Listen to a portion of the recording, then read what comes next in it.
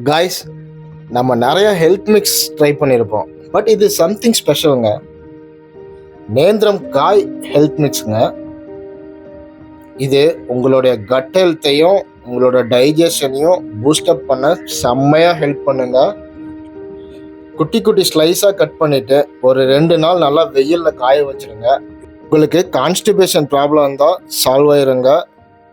Low calories, உங்களோட wait லாஸ்க்கு perfect சாய்ஸுங்க. உங்கள் பாடிக்கு நியூட்ரியன்ஸை ஃபாஸ்ட்டாக அப்சர்வ் பண்ணிக்கோங்க.